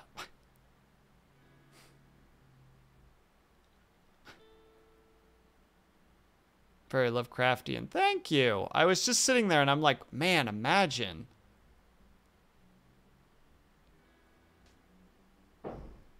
Story, short story. I would imagine it's one of those situations where, that's what I thought too, Avatar. It was just like, that's got JoJo vibes to it. Would it be instantaneous or would it be slow? Would it be like a Thanos snap, but like a hundredth of the speed? You know what I mean? Like, I don't know. It's just, it's kind of in my head right now. It fascinates me. I like the idea. It's a weird idea.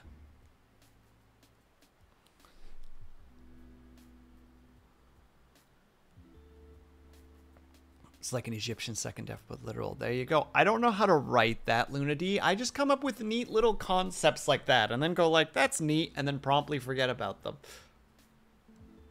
You guys write it. You work with that. There's your September homework. Take that concept and write a short story about it.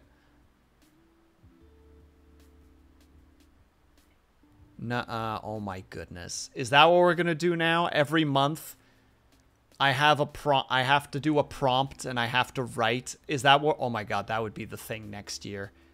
Next year we don't read. We write. Every month you have to write a short story based on a prompt. And then at the end, if you want to,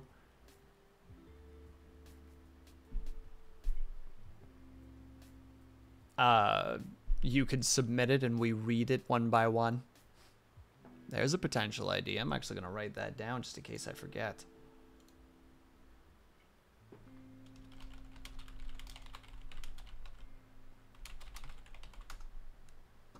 Hold on. I'm going to write that in the stream list.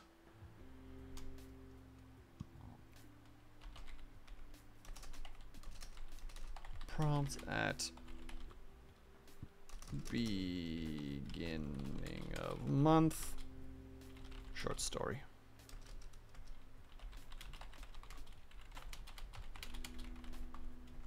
Boom. Written.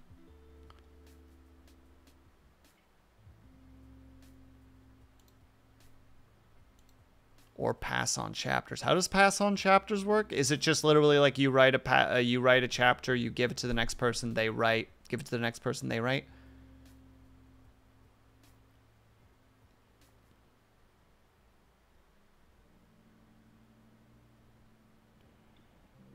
Oh god, wait, I'm missing some messages here. Hold on. Have you considered just doing it? Yes, and considering it has brought me immeasurable anguish.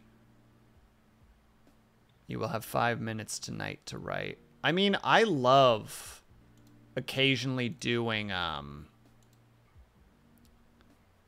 like 5-minute poetry, where it's just take the prompt and you have like 5 minutes to write something. Haiku is the easiest, but theoretically you could do more if you wanted to. Limericks you can also do in 5 minutes relatively quickly. They're just like, don't think about it, just and you do, Luna D. Write more mouse. Do it. Learning a skill is so simple, but every person psychs themselves out of learning. Well, liar, I do write. I currently, without going too much into it, because I don't really want to go into it too much, but like I have a little project that I'm doing with a friend that involves me doing a semi-reasonable amount of writing. So it's not like I don't write.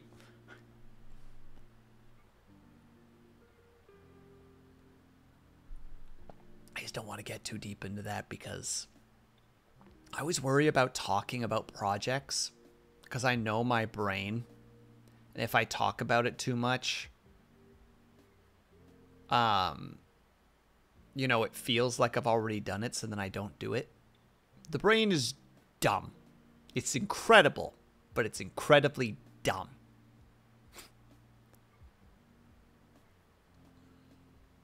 Learning a skill is so simple. Yeah, but liar, there's so many things to think about. You're a natural storyteller. I am not. No. So I had a friend over from Monday till Wednesday.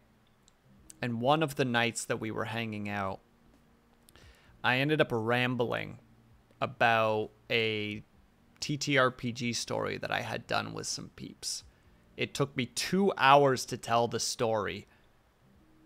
And I'm just, all of a sudden, I realized that I'd been talking for 2 hours and was just like, I am so sorry, by the way. I was not thinking. And they're just like, no, keep going. And I'm like, there's no more. That's where it ends. That's as far as we got. When I talk about projects, I forget them, and Will keeps reminding me, oh, this is getting out of hand. Now there are 2 of them. But yeah, don't forget the Goblin game. There's still hope for the Goblin game, gosh dang it.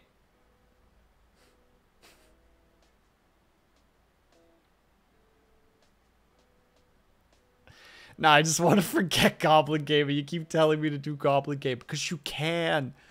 You can, it's possible.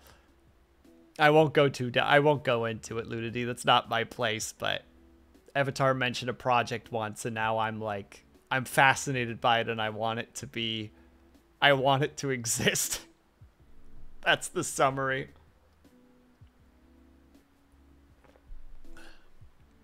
I'm like, but you must.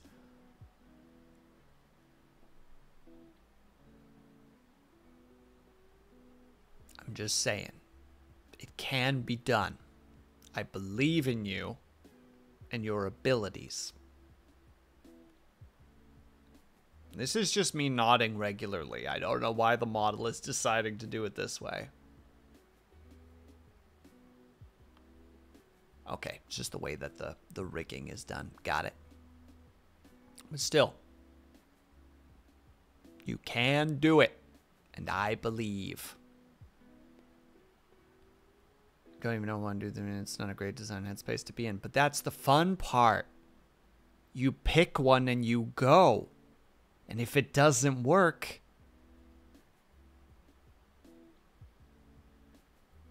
you move to the other one.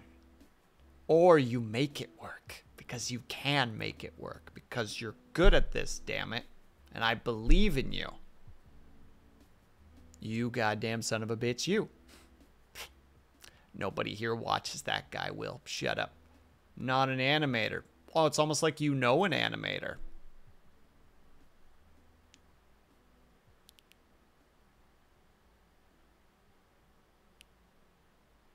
This is how I'm going to continue for the rest of it. The eternal struggle of 2D versus 3D. Liar knows it well.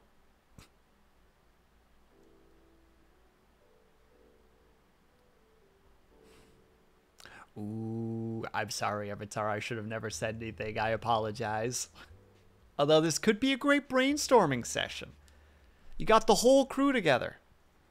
I did it to myself. I mean, I technically said it, but I could have picked a different project in that moment. I could have picked the, what was it? The city one.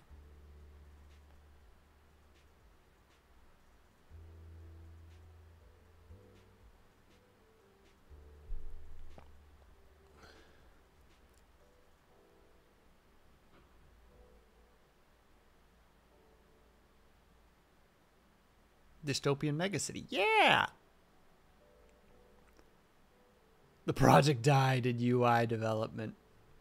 It's not dead. It's sleeping. It's different. Let's see. 2D is good if you want to... it's easier to wrap your head around. 3D is good if you need a lot of different custom animations. But if you don't want a ton of customized animations, 2D is better. But what about 3D that is fake 2D, liar? Reverse Uno. Or what about 2D in a 3D environment? A la, Everwood? I think was the game that we played recently. So like Guilty Gear. Oh, good point. Very good point. Eyes wide and writes that down. You're welcome, Avatar. I mean, the animation, well, my response to you is yes.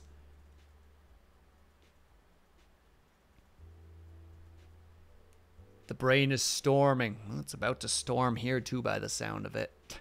Yay! The boom booms are coming. I think, at least. Unless I'm mishearing. Power Cocker Guilty was 3D, but stylized like 2D, I think. Is that what you meant? I was actually more thinking of if you have your Steam open. Let me really quickly. Okay, no, it wasn't Everwood. Oh, was it Mirthwood? Is that what I'm thinking of? Yeah, look up Mirthwood.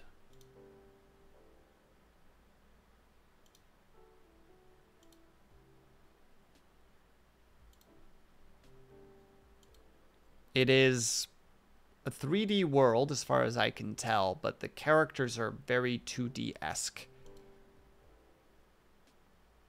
Party RTS loot gathering. Yeah, it is. He's letting his brain wander. He's thinking. He's got that portal power going on. Mines of Moria. I forgot. Or Return to Moria. I forgot about this game. Ooh. Wait, they just released it recently? I thought it was out already. Or did it just come to Steam? Confused. Sorry. Not important. I'm very distractible. It was... Wait, it's not early access anymore? It 1.0'd? It's surprisingly very positive. Huh, interesting. All right, we're going to close Steam because otherwise I'm going to keep getting distracted. You played in early access? Oh, yeah, I did. No further questions. Okay, so for the most part, it looks like it's 3D environment, but the sprites that are rotated to... both sprites that are rotated to face the camera. Yeah, exactly. 3D environment with 2D sprites is an option. That's what I'm saying. It's a 3D environment with 2D. Although I think I also said 2D environment with 3D, which I don't know how the heck you would approach that. So ignore that. Although you have the same issue with just having a 2D game asset-wise. True enough. Although they're animated a little bit more Factorio. I love Factorio.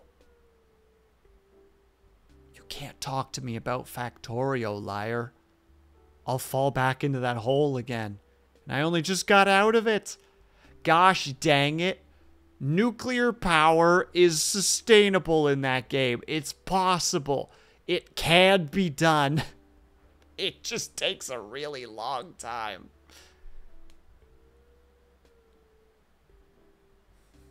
But they're converted into sprites. Yeah. Power is sustainable. Liar, have you played Factorio? If you've played Factorio, you understand what I mean. And have a good night, Brian. Thank you so much for sticking around. You'll understand what I mean about the nuclear situation. And the time that it takes before you can get access to that one technology that makes it work. And by then, you've either gone the solar route, or you go down the heck it, we coal all day, every day route. And just do the boilers. Dozens of boilers. With pollution so thick you can't even see the boilers. It's just a big red dot. Sorry. You've awoken something. Don't get me wrong. Very much enjoy Factorio. Would never say negative things about Factorio. It's very, very fun.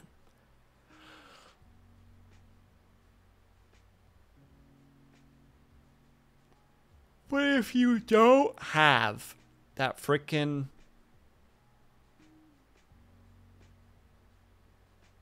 the Corlax or whatever the heck, or Corax? No, it's not with a K. If you don't have the refinement and also the amount of 30 or 235 that you need to get that process started, it means nothing. The nuclear power when it comes to Factorio is a waiting game. A long sulfuric acid waiting game. Sorry, I'll shut up about Factorio. Oh, Factorio, I can go on for hours about. Anyway, what were we talking about? Yeah, Avatar making a really cool game, and we're all really excited about it, and we support him.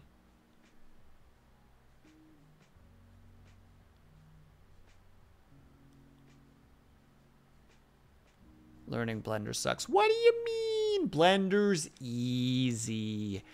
As someone who has animated in Blender before with a buddy of mine, Blender's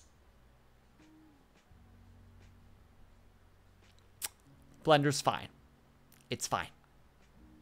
We're going to learn how to work with it. Probably, yeah, I'll probably set like maybe one day a week aside to work on that little thing that I want to work on, the secret project that we don't talk about. Let's like dedicate Mondays to it or something. Which means I would only have 3 of them. Yeah, still. Also, Con 3D engines are not Game Maker and therefore worse. That's how I presume you sound when you spit, liar. I'm sorry. It's just it's a very aggressive spit.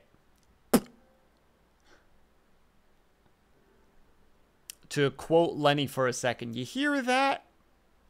You hear that ping sing lets you know that that the saliva and the tobacco mix reached its target. Now you give it a try.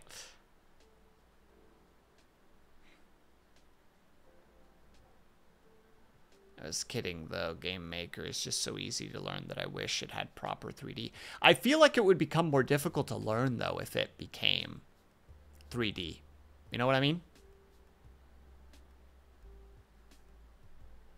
Maybe not too much more difficult, but kind of difficult. Also, on a side note, I've never used Game Maker, so, I would know. Game Maker, yeah. Yeah. It's a game-making program. Something similar to Godot to some degree. I think. All I know is that Yahtzee from Zero Punctuation, aka Ramblematic.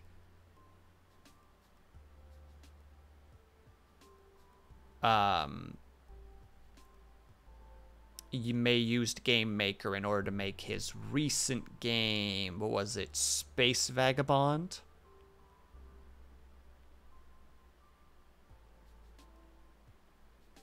If you're used to Godot, then you're good to go with 3D. Avatar. It can be 3D.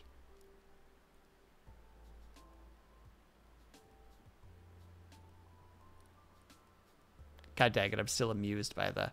I'm ashamed to say that I thought you were gonna say another V word. V word? When did I say a V word?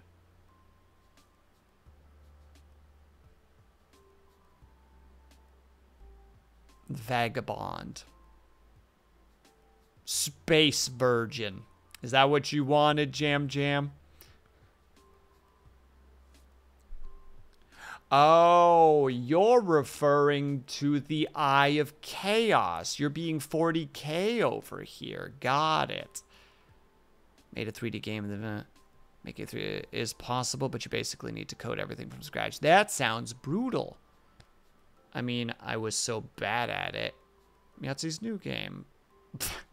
I'm not reading that out loud. I will not stoop down to your level.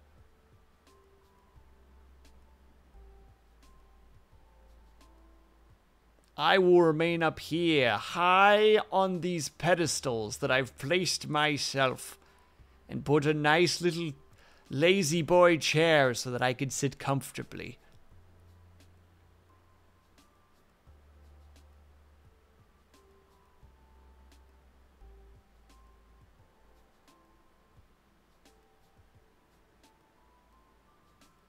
So is this the new James Bond or what? The new James Bond?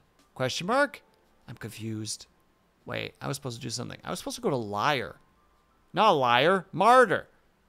Friend Grade 101 recently and asked me how my practice is going, and I was like, The only reason that I don't want to teach you anything in Blender Lunity is because all of my stuff is gross slapstick. It is quick, dirty, like little tricks that are probably not worth learning, but they work for me. It's literally the reason I never want to teach anybody Blender, is because it's just like, there.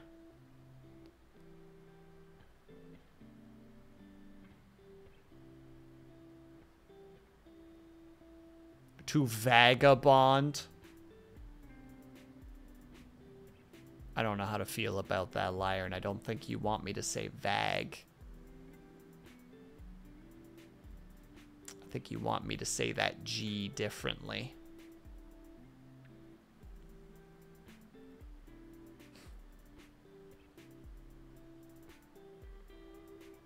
Anyway, hold on, I want to believe I would rapidly shut down to feel nothing as quickly as, I want to believe that I would rapidly shut down to feel nothing as quickly as possible. Why do you want to believe that? Feel something, Avatar.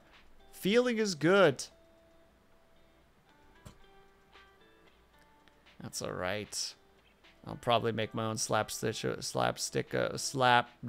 approach to Blender. I didn't do anything, I'm innocent. We're going to Martyr. That's what we're going to do. I've made my decision. Martyr just quit streaming. Son of a frick.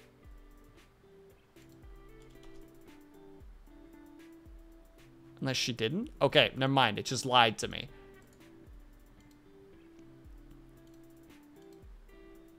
Nope, we're going over to Martyr. Heck all of you nerds. There's your socials. One more hour, Will. No. No.